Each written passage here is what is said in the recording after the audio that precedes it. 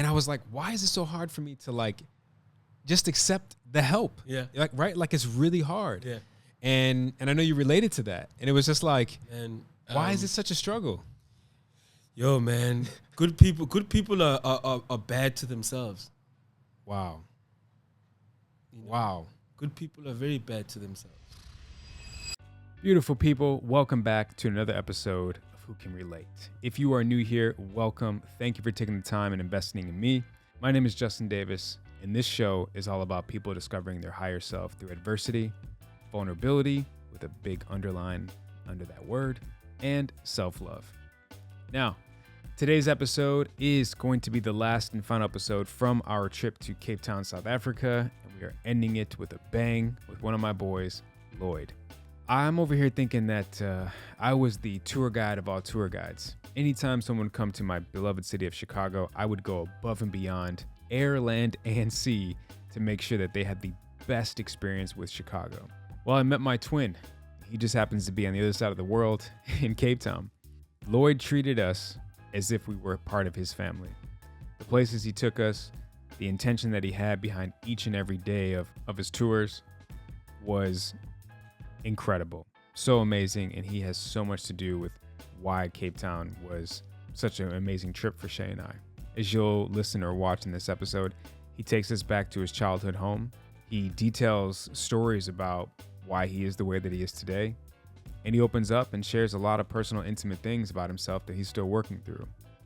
All things that I truly appreciate and really value, and I also really appreciate and value our friendship. After all these years, 10 plus, we're still able to reconnect as if there was no lost time. But before we get into this amazing conversation, this episode is proudly sponsored by BetterHelp. For the regular community, this comes as no surprise, as your boy is such an advocate for therapy. Without a healthy mind, being truly happy and at peace is hard. The good news is therapy works. But what is therapy exactly? Now, I've said in the past that therapy is a place for me to be understood and to also understand. But it can be whatever you want it to be. Maybe you're not feeling motivated right now and would like some tools to help. Or maybe you're feeling insecure in relationships or at work. Or maybe just not doing well with stress. Whatever it is that you need, it's time to stop being ashamed of normal human struggles and start feeling better, because you deserve to be happy. And now you don't have to worry about finding an in-person therapist near you to help. BetterHelp is customized online therapy that offers video, phone, and even live chat sessions with your therapist. So you don't have to see anyone on camera if you don't want to. It's more affordable than in-person therapy, and you can start communicating with your therapist in under 48 hours. So, with a special offer for all the Who Can Relate community, you're going to get 10% off your first month of professional therapy at BetterHelp.com. So all you have to do is go to BetterHelp.com/JD10. That's BetterHelp.com/JD10 to receive 10% off your first month with BetterHelp. So thanks again, BetterHelp, for sponsoring this podcast, and I hope you all take advantage of this special offer. We're in this crazy backdrop. Man. The mother city. The mother city. It's the mother city. We're in good hands. Okay. Without further ado, Lloiso, but Lloyd, DJ Lloyd, even that, as I call you, welcome to Who Can Relate, man. Man, thank you for having me. Yeah. I'm about to be famous. This is it. This is it, This man. is it, man. Yeah. I'm honored to have you on, bro. And we're going to be talking about some cool things and what you do as an entrepreneur and what you do to get back to the communities. Yeah. But also just kind of like your story. We were kind of talking yesterday, and I was like, well, save it for the show. Yeah. So we'll start off with a little bit of background on you. Yeah, my name is Lloiso Mtebuka. Lloiso means to conquer. Okay. I've got a second name as well, funny enough, which is Luntu, which means community leader. Rightfully so. My surname is Mtebuka. Mtebuka means visionary. So you can understand the amount of weight that my parents put on me for sure at a very young age. You know, I needed to be a conqueror. I needed to be a community leader. I needed to be a visionary. You know, I live and reside in Capetown, South Africa. I was born in Capetown. Yeah. My family's from the Eastern Cape, rural Eastern Cape in South Africa. So I think a lot of what our story is about is struggle into making a name for yourself, into leading communities, into taking your group of people to the next stage of whatever it is that you're building. I come from a family of people that are incredibly proud of their achievements and the things that they've done. And yeah, man, I'm just grateful that I wake up every day wanting to do what I do. I can never put what I do in one sentence. We can try, but but I'm just grateful to wake up every day and make a difference. For sure. Yeah. And you're making a big difference, and I want to get into that. First and foremost, what it means to you to give back, what it means to you to shed light on your background. So interestingly enough, this backdrop, right? Yeah. Looking at. Yeah. There's Sea Point here. Yeah. And there used to be this hospital called St. Monica's. Okay. So that's where I was born. Okay. Right? And I was born in 1986, right? And my parents at the time were two young people from, like I said, rural Eastern Cape. Yeah. And my dad had a bright spark at school, had gotten some opportunities to come and study and work in Capetown. My grandfather as well used to work on the trains here in Capetown, so my dad would come and visit frequently. Yeah. And then when I was born, we immediately moved into the township of Gugulethu here in Capetown. Okay. I had two older siblings. Yeah. And one of the earliest things to happen to me, which was incredibly interesting, my dad tells the story all the time, is apparently the house that we live in, a bus drove into the house. And when I heard that story, I started being very interested as to what my upbringing is and where I come from. And I wanted to find out why I was named Lloiso, And Lloiso means, like I said, it's to conquer. But in my case, it was apparently that I conquered death. Yeah, survive. Right? Because when I came along, or my parents fell pregnant, my parents already had two kids. My dad was 24. So they were naturally, we need to abort this kid, we're going to abort the kid. Yeah. And at the time, abortion wasn't option. Wasn't an option. It wasn't legal in South Africa. Yeah. And they'd found this doctor that would do that, Okay. So they went and visited the doctor the first time. Doctor wasn't available. They went to visit the doctor the second time. There was some complications. And then the third time, apparently, it was just a crazy day where it was raining so hard. Yeah. They got into the doctor's suites, and the doctor was like, "No, I can't do this." And one of the things that you learn about Africans is that we are very connected to our ancestors. Yeah. We congregate through clan names, not just surnames. So one of my surnames is Mvuleni. Clan names is Mvuleni, and Mvuleni means rain. And whenever rain happens in my family or rain, we see it as blessings, So at that moment, they took it as a sign. We're not doing this. Wow. Right? Yeah. So throughout the whole pregnancy, my mom fell down flights of stairs. She nearly lost me a couple of times to the point where I was actually prematurely born a month earlier. Okay. And that's why I was named Lloiso. Right. Wow. And so for me, I think since I've heard that story about myself, I've always known that my life has a purpose. Bigger purpose. Yeah. I've always known that I'm getting a second, third chance at this thing, And so for me, I think I'll share more stories of my upbringing as we go. But for me, if you bring it right back to why I do what I do, a lot of the times I can't tell you why. Because it's just innate, it's natural, feeling. It's what I want to do. It makes me feel good. It's the right thing to do.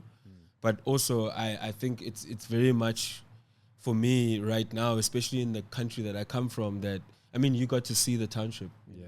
It shouldn't be normal. What's happening there is very normal for South Africans. That is a normal way of growing up for us, and it shouldn't be normal. You know? So for me, that's what drives me every day, is that I want to, set an example to other kids from where I come from, that it is possible. You can change your life around if you have to. Yeah. You can live a life of purpose. Yeah. You can get yourself even to a point of privilege. Sure. Because sometimes I feel that way. And so for me, those are the things that really motivate me every day to lead by example and change the status quo. Yeah. Talk to me about that. Talk to me about the mindset of someone who's from where you're from, making it out. Yeah. But everything in between. Talk to me about that. I think also whilst I say that it shouldn't be normal, right? I always say that with the thinking of that there is a little bit of survivor's guilt that I deal with. Sure. You know, there is a little bit of imposter syndrome that I deal with. Like, why me? You know, I used to hang around kids who are now in jail. We used to play together. Sure. Guys who are dead. We used to play together. And sometimes it's just like that one day where you decide I'm gonna go do something else and something pops off. You know. Yeah. So I do count myself very lucky sometimes as well. Like, you know, I think the one thing for me that helped me stay away from all the bad stuff is that I got involved in sports very early in my life. You know, I got lucky enough to be fall in love with sports. I played a sport called cricket. Yeah. I don't know how many Americans know that? Not many. That for instance, I played from the age of 9. Yeah. And what it helped me do was that obviously it got me off the street. It taught me about discipline. It taught me about being consistent, understanding that if you want to be great at something, you have to do it all over and Hard over work. again. Yeah. You know, so that it instilled that into me. And then the middle, though, man, growing up in the hood is like I said, is really not normal. Yeah. You know, I'm lucky enough that early on in my life, I got to see the nicer side of life. Sure. You know, through my parents being married, my parents being hardworking people, working in the corporate environment very early, you know. So for me, it was actually more of a shock. I could have actually taken it worse because one moment I'm living nice, the next moment I'm poor, you know. Yeah. And the thing I'm lucky for, though, is that my mom never made us feel that way. You know, she never made it known or made it obvious. You know, I showed you the house, her first house. You know, her first house was so crazy, man, because my parents divorced when I was 8 years old, you know, and it was a very bad divorce. Yeah. And when that happened, we moved into a backyard room of one of my mom's friends, kind of, in Kukuletu. And Kukuletu wasn't that great, and isn't that great either now. And tell you a funny story. So during that time, we would literally get our electricity from the main house. It was literally being pulled by an extension cord, right? And the dude would turn off the electricity whenever he wanted, you know, like if we wasn't vibing. Wow, he would turn it off. Yeah, we turn it off. Yeah. Then eventually my mom got another spot, which we moved into. And this spot was interesting because it was great. So our first house just by ourselves. Now we didn't have to deal with what we're dealing with. But there were pigeons in the roof, right? It is the funniest thing. Yeah. So we had a hole in our ceiling. And you could be sitting watching TV and the pigeon would just come past, you know? And then it was like... And it was normal for you? It was normal. Wow. Know? And you'd wake up, go to school. At the age of 7, 8 already, you're leaving your house at like 5:30 in the morning to be at school at 8 a.m. You're getting on a bus. You're meeting a whole lot of other people. There's church services in the bus. So you told me about that, but tell the people about the church service and the mobile church service on the bus. So in South Africa, we've got a bus service called Golden Arrow, right? It basically, in Cape Town. Yeah. Then I think there's different bus companies in different parts of the country.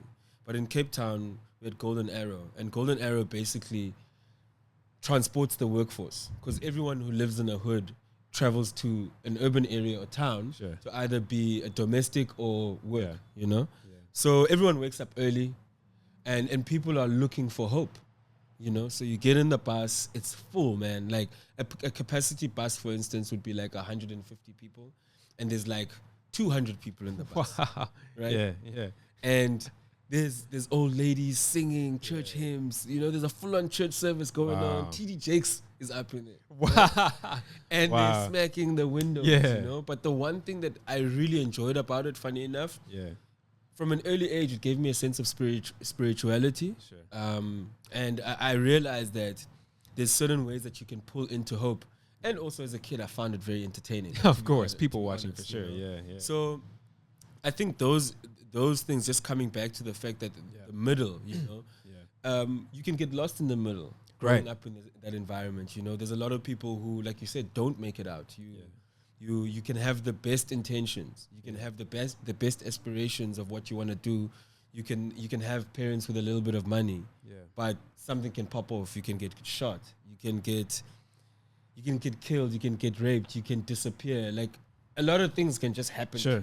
You know? So I just say, like, as much as I think that a lot of it has to do with my own efforts and being in the right place at the right time. Yeah. I count myself very lucky. Yeah. Yeah. And it sounds like you said when you were 8, your parents divorced. You said it was bad. Yeah. What kind of impact did that have on you from that moment on? Still impacts me today, man. I'm 35 now, and my whole view on relationships, like I was sharing with you and Shay, is I really am after relationships of people that love each other even through the hard times, you know, because I think that what I learned from my parents, as tough as it was, is that if you put two people in a room that don't respect each other or trying to respect each other, they're not even going to try and respect each other for the kids, you know.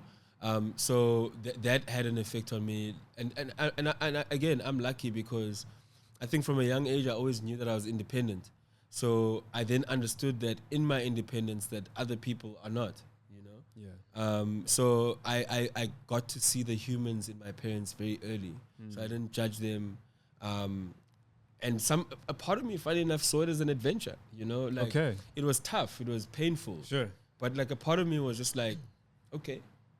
It's a new environment. See what it's about. Yeah. And you said with your dad, I remember we were talking a couple of days ago, and how at first, because we related in a lot of different you know scenarios, and for me, I used to be like, man, I hated my dad. You know, I hated everything of him, what he represented, what he didn't represent, and it took me years to rid this anger, you know, and to really accept him for who he is, accept him for who he's not, and just understand you only get one father. And I remember when we were talking about that, you said to this day, your father's now one of your best friends. And how that isn't normal based on how it started, I guess, for lack of a better way to put it. But then what you kind of had to go through and tell yourself mentally in order to have the relationship you have with him now. Man, so my view on it is that we're all human, first and foremost, you know. The one thing, I think the phrase that freed me as a young person was, one, understanding that I was independent. Like I told you the story, my mom was sharing with her friends. So her friends had come over, you know, and now her friends are like asking her about her children, and they ask about the oldest one, and she starts talking. Ask about my older sister, starts talking. And then I don't know what I was doing in the house, but I was like eavesdropping, you know, but I was doing my own thing still. And my mom was like, don't worry about that one. That one is independent. He's good. And from then, I think some superhero thing in me just like, I'm independent. What is that? Right? And I've always kind of like tried to live true to that, to the fact that I can fend for myself. I can figure it out for myself. And then the second thing was a phrase that I learned, which was the same time that you were growing up, your parents were growing up too. And then that made me think back to go, okay, my dad was 30 years old when he had 3 kids, a career, a family. Like, in as much as I would love to hate him, I can't judge him, you know? And I think from the moment that I moved my emotions from judgment to understanding, in as much as I was hurt, it made it easier for me to be able to ask him tough questions. You know, my dad and I have very candid conversations. Funny enough, when I was doing my podcast, my first interview was with my dad. So I was asking him some really tough questions. Like, why did you cheat? Why did you do that? And he answered, you know? So my dad is, I think the other thing that made it easy for me to forgive him is that he, in as much as he messed up, he lived in his truth, and he was ready to own his truth. And there's nothing he can do but forgive someone who's willing to own their truth and take accountability for sure of their actions. So we were talking too yesterday about how you said, and even right now, you said that still impacts you today. And when we were talking about relationships, and single man as you are, we were talking about how. right. That's your camera, bro. And we were just, sharing how like, why and how and like what relationships and what love means to you. And you were asking me like, what does marriage mean to me and all these things. And I remember one thing that stood out to me during that conversation was you said like, for you, it sounds like you have a plan, right? You have goals in mind. We all do. And it's almost, I'll paraphrase, and please correct me if I'm wrong at any point in time, but like hopefully someone fits into that plan. Yeah, like I've learned so much from you and Shay as well, I must say. And the one thing that keeps ringing in my head that you mentioned, funny enough, is that when it's the right person, it's just gonna click. Yeah. You know? Yeah. I feel like, you know, my mother passed away when I was 16 years old. Yeah. You know? And my mother passed away the day before I started my exams, my prelims. Yeah. And mind you, like the way that my mother passed, right? I was really a mama's boy, big time, you know. And that evening, funny enough, she wasn't feeling too well, and so I was like, okay, cool. Now I'll lie in bed with you to make sure you're fine and so forth. And then out of the blue, like she started like vomiting. Her eyes looked weird. Long story short, my mother died in my arms. Wow. I had to take her to hospital, put her in the car. By the time we were in the car, she had already passed. Yeah. Right. The next morning, I put on my uniform and I went to go write my first exam. And for me, my life is always about keep it moving, you know, because I also knew that at the time that if I had not written those exams and I sat and wallowed, the goals my mom had for me wouldn't come, because I would have had to wait another year to write my finals, and I would have wasted a year that I don't have. So from that moment, I became an adult, you know, and so literally my years, ages 17 to about 27, all I was doing was working. You know, all I was doing was fending for myself, trying to build up my own capital, trying to be independent. You know? And I feel like the last 6 years of my life up to now, I've been trying to rediscover myself and who I am and the things that I like, the things that I enjoy, the things that I can take, the things I won't take, you know. And the beauty of that is during the time that I was trying to figure out being an adult is that I was in relationships and I was in a very long relationship, you know. And getting out of that, it made me realize that there's a lot about myself that I needed to take care of first before I can even begin to share myself with somebody else. So now where I'm at now is where I've discovered all those things. I'm not full of myself, but I really love myself. You know, I really enjoy my own company. So for me, it's all about if I connect with someone, I don't want that person to come and make me happy because I'm happy. Right. You know, I don't want that person to come and give me purpose because I've got my purpose. I want that person to just come and compliment and for us to share. You know? Sure.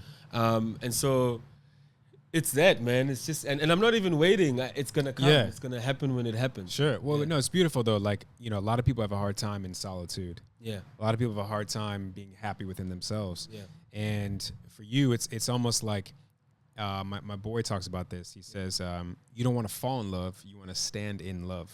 Oh, wow. Right? Yeah. And that's what you're going to do. Yeah. You're not going to fall in love. You're not going to fall for love. You will stand in who you are and in union with your partner. Yeah, because I remember when I heard more about your childhood and your mom and your dad and all that, and you said everything from then on, even before that was independence, but then from then on was like really into like if I'm not going to do it, who's going to do it kind of thing. And I remember like really relating to you because I felt the same way. And growing up and then in relationships, I used to always think it has to be this way. Like I couldn't see someone else's way. It was just here for the longest, like a year into even meeting Shay. It was like that because I had just trust issues. Abandonment issues in large part, but just trust issues. Like I don't know if A, you know what to do, or B, if you'll do it the way I need you to do it. I still have a bit of that. Okay. Well, let me tell you, bro. From me to you, please receive this well. We don't have to carry all this alone.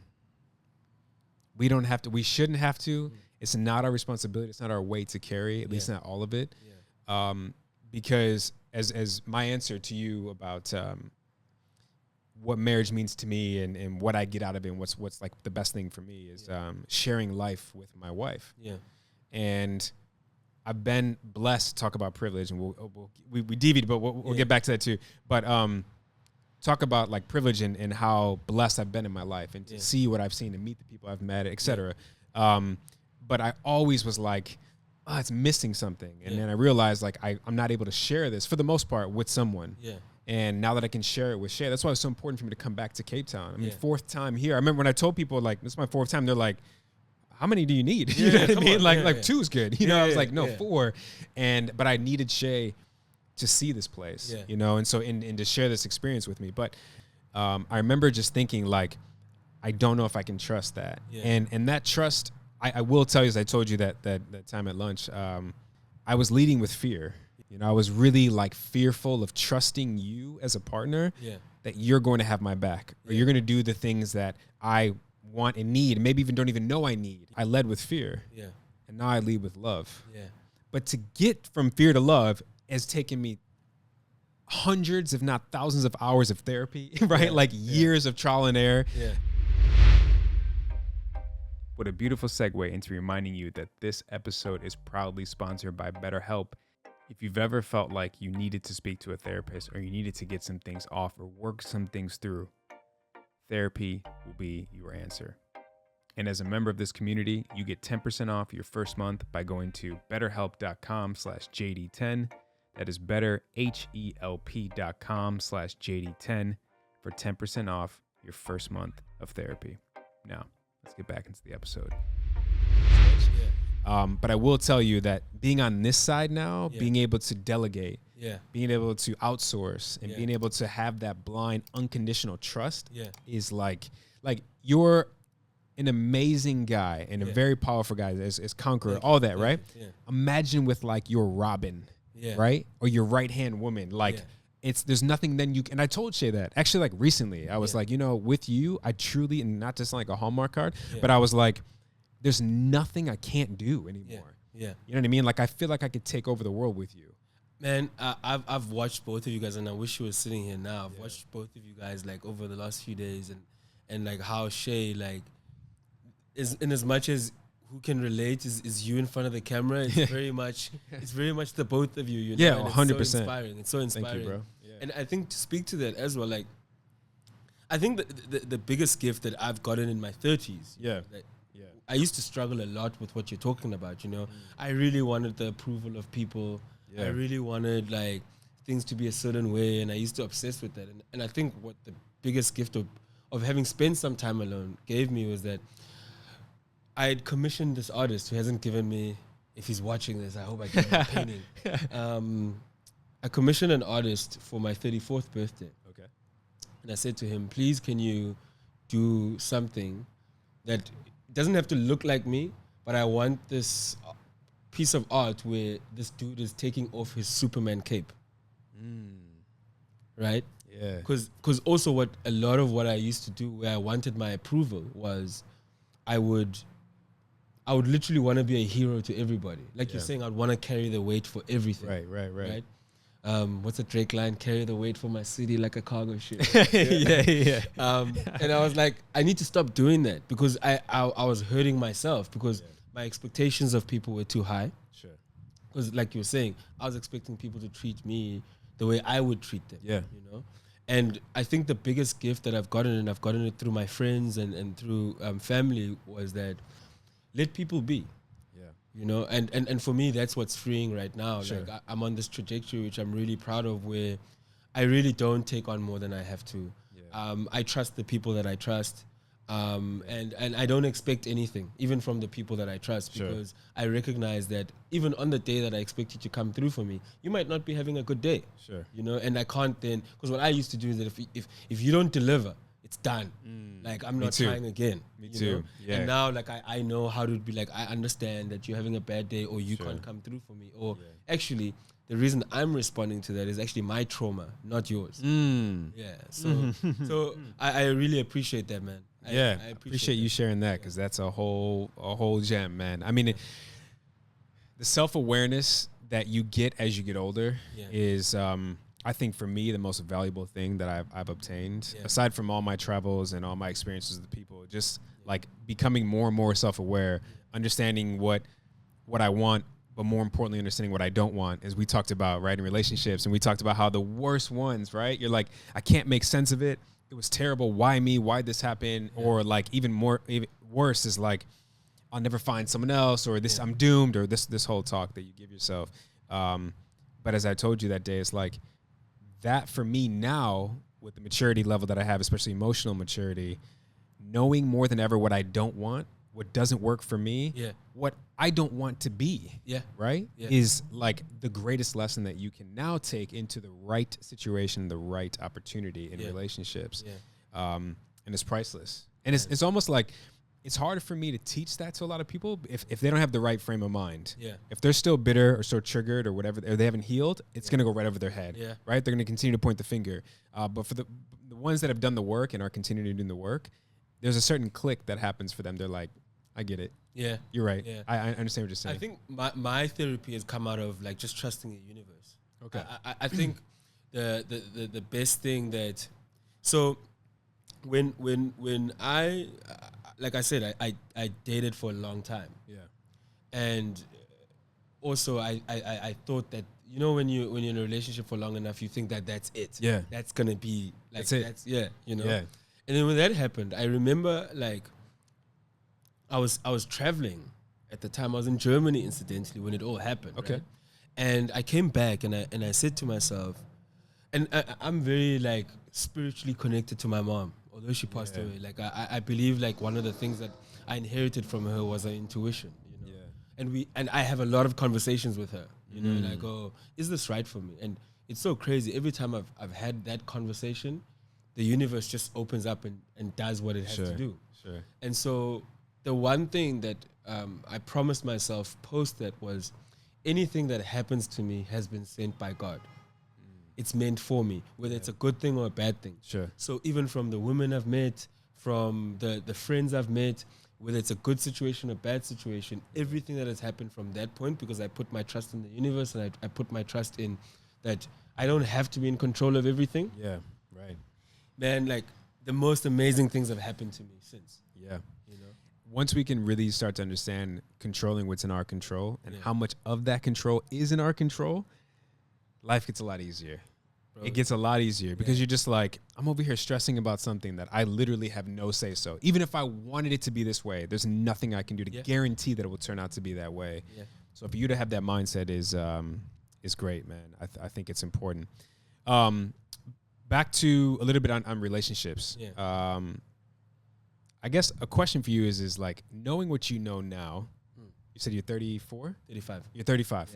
By the way, Lloyd and I, our birthdays are 3 days apart. So this is like true Aquarian magic right here. Even when we met, you're like, ah! And funny enough, we 2012. We actually celebrated a birthday together in Capetown. Crazy. So, but anyways, knowing what you know now about yourself, the forgiveness and empathy from what your parents went through, mainly, you know, how your dad handled everything, and then just your experience with relationships.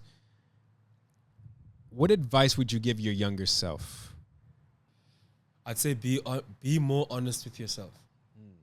You know, I think I told myself a lot of lies growing up. For why? For comfort? Not for comfort, for standard. You know, I set this imaginary standard of what I needed to be. And what society expected me to be, what my parents expected me to be. Also, I think maybe the negative effects of being a child of divorce. You want everything that you're in to work. You know, so afraid you of go to the ends of the earth to make it work. That's real. And so I think that's what I would say to myself. But funny enough, there's a lot about it that I'll just do again, you know, because I really am grateful for the fact that I can sit and share my experiences. You know, I look at the conversations that I have with my little sisters now. I can give them perspective because I've experienced so many things. And I've experienced, like, think about it. Experiencing love coming from the hood, right? My first relationship. My first relationship was with a girl. I was so in love, man. And I've always been a hopeless romantic. Me too. It's the Aquarian, bro. It's the Aquarian. I was writing letters. Bro. Me too. Right? I was writing letters. I was burning mixtapes. What? All R&B stuff. Usher, 87. Babyface. No, but way back, like Babyface, before Usher, bro. Okay. Luther. But anyways, go ahead. So my first experience with that was, so me and this girl were like 15 and we're dating and then we're walking down the street, right? And as we're walking down the street, these two dudes come up and they pull up a gun. And they wanted to take this girl and do Lord knows what, right? And I'm like, guys, please don't do this. And like I've always seen myself. How old were you at this time? 15 years old, Wow. So I'm like, guys, please don't do this, right? This is my first love. Like, Yeah. I haven't gotten a kiss yet. Like, what's going on, right? Hold up. And these guys then let her go, right? They let her go, and then they hold me up. Yeah. They take my phone. I just gotten some brand new sneakers at the time, you know. And at the time, dude, you had to wait a year to get a pair of Right. sneakers, Yeah. right? And these are some brand new sneakers. They took my sneakers. And cool, you can go. On Monday, the girl broke up with me. Right? She broke up with me. You're like, I why? literally just I just saved gave your my life. life. Yeah. You Wow. know? First light bulb. I was like, doesn't matter what you do. You know? Sure.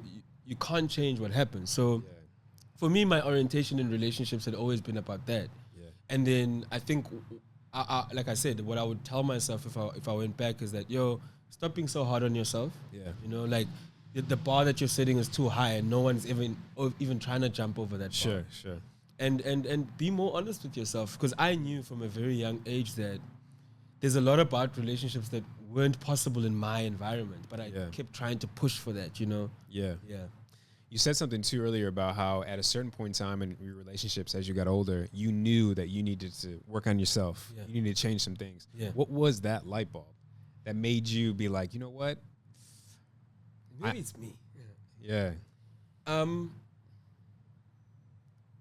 The one thing I realized was a lot of the relationships I was getting out of, the girls were resentful of me.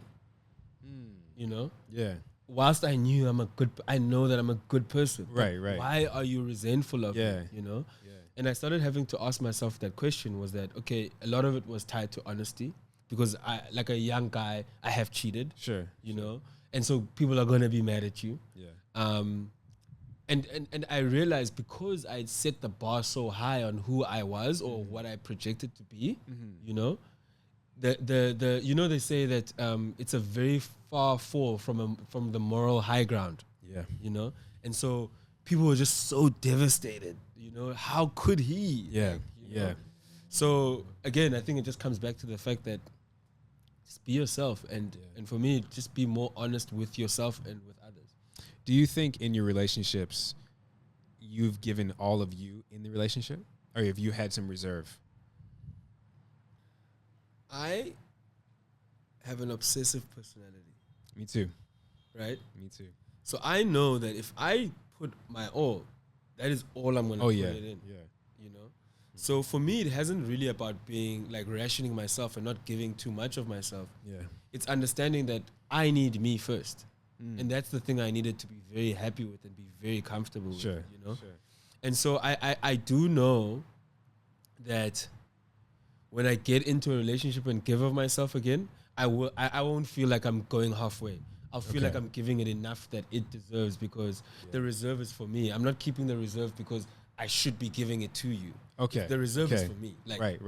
I'm giving you all I got. Yeah. But I got to preserve myself too. Sure. You know? Yeah. And so I think what any good relationship has taught me, you know, is that it's okay to be you. It's okay to be selfish. It's okay to you know, to hold yourself back for yourself. Not because you're trying to spite the other person or rid them of this other level that they could not, you know? Sure. Man, I just want to have fun when it comes to relationships. And I'm not only talking about relationships, I'm also talking about friendships. I'm the type of friend, man, I'm going to ride or die with you. If we're doing something, I'm like, for instance, when you guys were here, I was like, okay, we're shooting a podcast. Like, I'm part of the crew now. Yeah.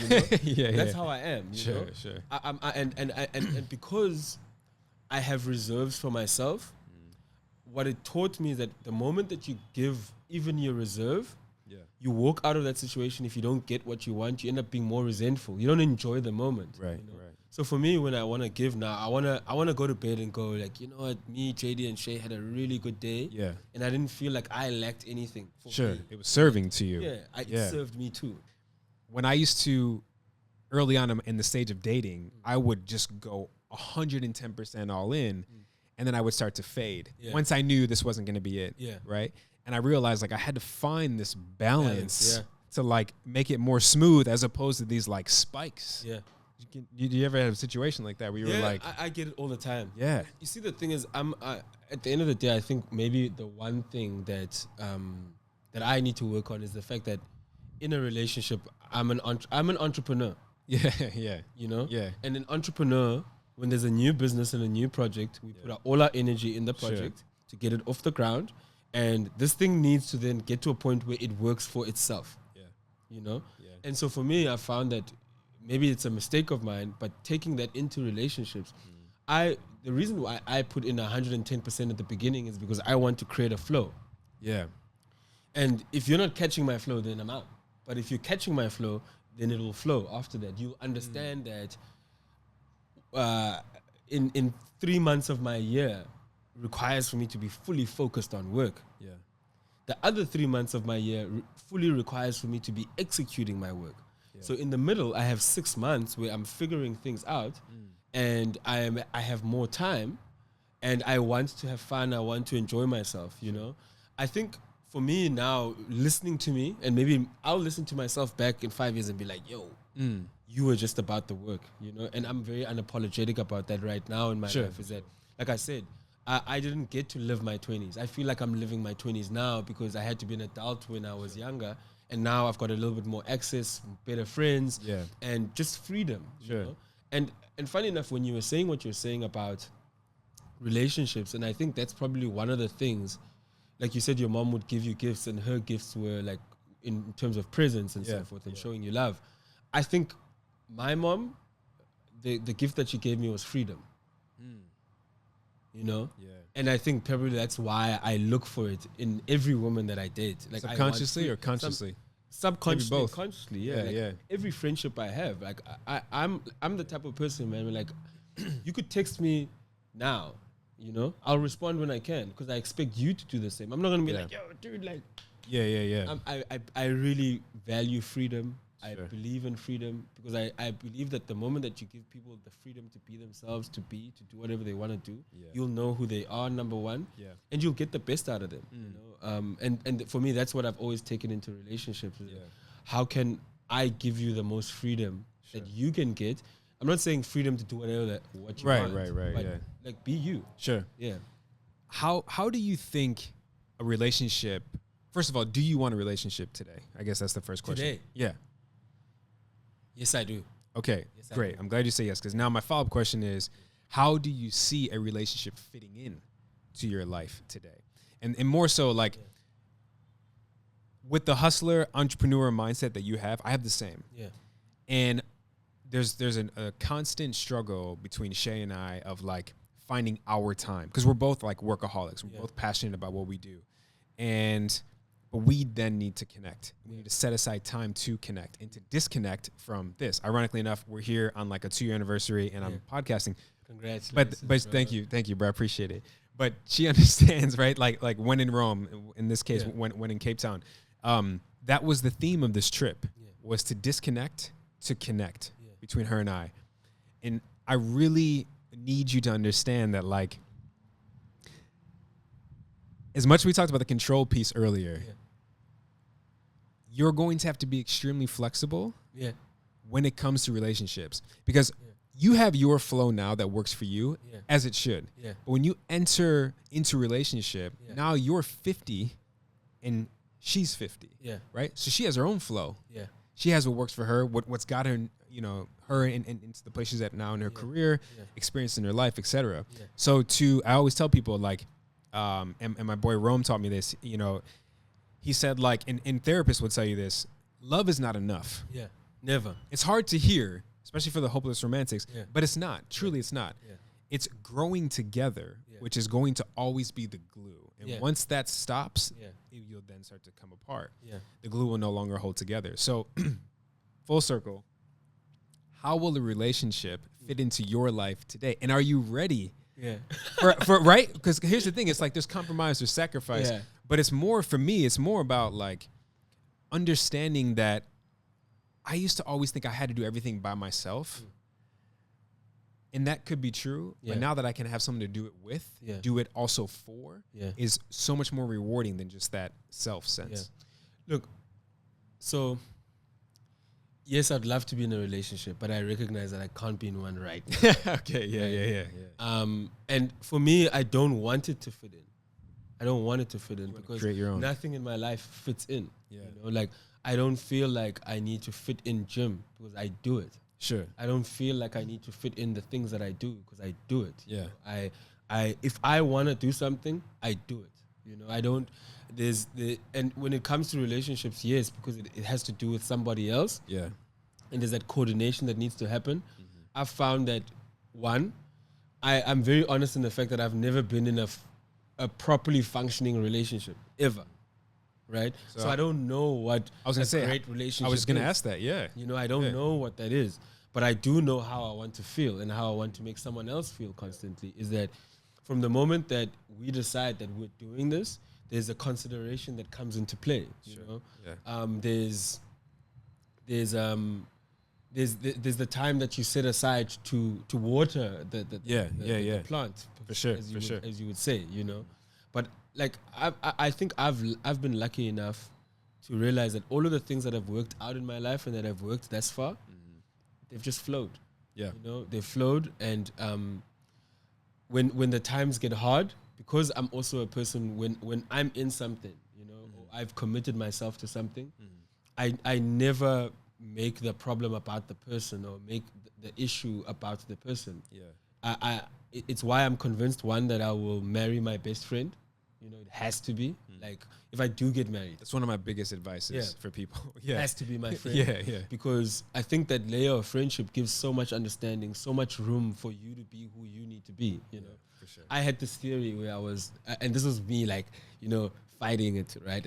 When I had met a girl about last year, and we started seeing each other, and I kept saying to her, like, yo, I really want to just. I don't want, people have this whole 80-20 rule. Yeah. Yeah. And I'm like, the 80 is me. You need to understand that. I am me. The 80 should be you. And the 20% that's left, because I've realized like a lot of the relationships that have failed is that because the moment that someone evolves, that 80 that you wanted from that person doesn't look the same anymore. Because today you might want to be a model. Tomorrow you might want to have your own network of podcasts. Sure. So what happens to the model that I dated who just had all the time in the world, who was just doing castings here and there, and then we had time? Yeah. Now that changes. It's just why I've found that people then struggle to evolve because they're asking for too much of each other. Even in partnerships. Sure. My longest partnership is a business partnership with my best friend and brother. And a lot of people will tell you how hard it is to have a business partnership. We've been business partners for as long as we've been friends. Wow. And we see each other every day. We have to talk to each other. We have to have tough conversations every day. But everything we do comes from a place of love. And for me, that's probably the one thing that I'd like to mirror in a relationship one day, is that I need to know that my Robin, or I'm their Robin, she's always coming from a place of love. And I realized when people demand too much of each other, then that's where it stops, because it's like, yo, man, like, I appreciate you sharing all that, man. It's going to really help, because you made sense of a lot of things. And I think what happens is people get into relationships for the wrong reasons. And the more you know, as back to intentions, the more intentional you are, understanding what you need versus what you want. Big difference. A lot of people figure that out when it's too late, unfortunately. And also, as I was thinking too, back to you're asking too much of someone. I've been saying recently, and I got it from a lyric in a song. Alina Baraz sings it, and she says, "It's not that you're asking the wrong things; you're asking the wrong person." Own what you're asking. If that's how you feel you deserve that. You feel you want that. You need that. Ask. You may just be asking the wrong person, but understand when it is the wrong person. Don't just keep trying to drill it home, expecting them to, or maybe they were this 80% version of themselves back when, and they didn't evolve or grow into the way you did, and you're still asking that old 80% something of the new. It's not going to happen. A lot of it, I think, has to do with listening. I think as humans, we don't actually listen. No, we don't. Because you're right. If I had listened a lot earlier to a lot of the things that I was seeing as signs, for instance, maybe in past relationships, I wouldn't have forced something to continue happening. You'd listen and go, this person actually doesn't understand my problems. Right. This person doesn't actually relate to where I'm at right now, and there's nothing wrong with them, but they just can't be on my journey. And for me, because again, I had this superhero complex. I just wanted to take everybody with me. This is where we're going. There's Mecca. So I had to lose a lot of that and learn like, I also learned that through doing that, I was looking for love from other people, and maybe it meant I didn't love myself as much. 100%. You know, so I had to take back. Go, wait, hold on. I need to work on me. You know. Yeah. So that's what literally the last 4 years has been about. Wow. Yeah. It's incredible, bro. It's so important. Yeah. It's so important to understand just that simple. It's not simple. Yeah. But for you to understand that. Yeah. And be able to be in truth with that is powerful. And I sleep nice. I feel you. So I want to just end everything with back to you in that guilt at times that you have, and first and foremost, you've earned everything that you have. Yeah. I know you know that, but just from me to you, you've earned it. Yeah. But from a Capetonian and one of the strong representatives of this mother city, what do you think we need more of as far as giving back? What do you think we need more of in Cape Town? What do you think we need more of from society, humanity, anything? Empathy. That's it. For me, man, if as human beings we could be more empathetic, be able to put ourselves in other people's shoes, we would immediately identify with when someone else is struggling. Be able to identify when someone else needs a helping hand, when someone needs hey, you need to get back on track. When someone needs a little bit of honesty, you know. For me, that's the root of it all, you know. Like if the world was more empathetic, there'd be less wars, there'd be less of everything that's bad. Sure. You know? I look at how a vast amount of Capetonians or South Africans live. You know, if the leaders of this country, if the so-called white people who own most of the land were more empathetic, we'd solve our own problems. We don't need government to solve problems in any world, in any country, in any society, in any relationship. You know, if you're more empathetic and you just take some time before you get angry and put your ego in front of everything, and you ask yourself, like, how can I put a smile on Jay's face? Yeah. Life could be so much easier. I agree. And that's free. It's free, man. You don't have to. And everybody can give it. Everybody can give it, bro. Yeah. Wow. That's beautiful, man. I can't even answer. I can't even come up with a better answer than that. I wholeheartedly agree with you.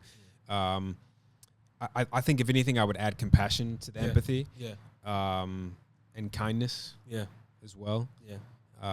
It's funny enough, and this will roll beautifully into the moment of the show where I acknowledge my guest. This is perfect. We literally just had this conversation driving back to our place here from the studio. And I said it's like weird, and I've been thinking about this like the last week. I'm like, why is it so hard for me to accept Lloyd's kindness and generosity, right? And I figured it out last night. I was like, he is me. Like I'm the same way. Like I would give you this off my back if you needed to, you know, like when you come to LA or when you come to Chicago, anywhere in the States, I would fly to meet you. I mean, LA is home now, but I will fly home in Chicago to make sure you see my city the way it needs to be seen. And I was like, why is it so hard for me to like just accept the help? Like, right? Like it's really hard. And I know you related to that. And it was just like, why is it such a struggle? Yo, man, good people are bad to themselves. Wow. You know? Wow. Good people are very bad to themselves. You're right. We don't we love ourselves, but I think there's this, I don't know what it is, because when you're filled with love in your heart, right, and you know that you can give it and you give it freely, your ego feels that when you get it, you should get it exactly the same, which is the childishness in us sometimes. But it's like we're so deserving of everything that's good, and there's this part of us, because we give love so freely, that makes us think we're not. You know, which makes us think that when we are giving this love, we're being imposters. You know. Man, the one thing, man, like, and I always say it, and I could never own it younger. You know, I could never say with conviction and say I am an incredible person, and I know that. You know? And every single person that I've come across who I've been incredibly too is incredible too. You know, like I don't think twice to be there for someone who's flown all over across the country. I mean, across the world. You could have chosen an agent to take you around. And you hit me up and you're like, Lloyd, dude, I'm trying to decide. I'm good. Cape Town. I'm in Cape Town. I got everything sorted for you here, you know? And the way that you've also just like shown interest in my life from a distance, you know? It's a lot of people like, yes, we've kept our connection for 10 years, but like you said, like we've literally been able to hang out physically twice before this. Right. And from there, like for me, I've been lucky enough to be able to spot kindred spirits and people that who are my tribe from afar. I don't have to talk to you every day, but like beauty of Instagram, I can keep up with what's going on and I can feel like I'm there as well. But I believe that God puts people who are like-minded, of the same soul, of the same spirit together. For sure. And that's why for me I give. That's why for me I know that every incredible person is a mirror of me. Yeah.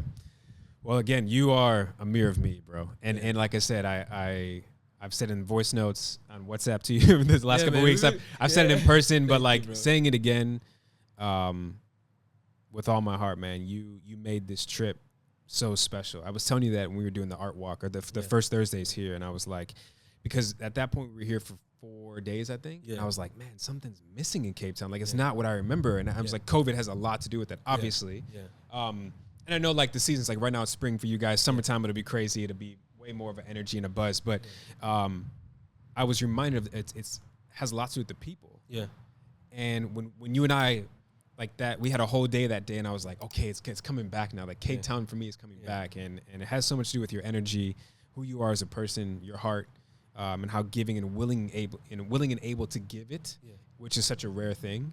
Man, Shay and I both truly appreciate you and these last couple of days, man, and just the last couple, almost a month now. I mean, we've been in talks, but physically, for you to give your time, your energy, your knowledge, and just to show us love, man, like you've welcomed us with open arms, and it's been incredible.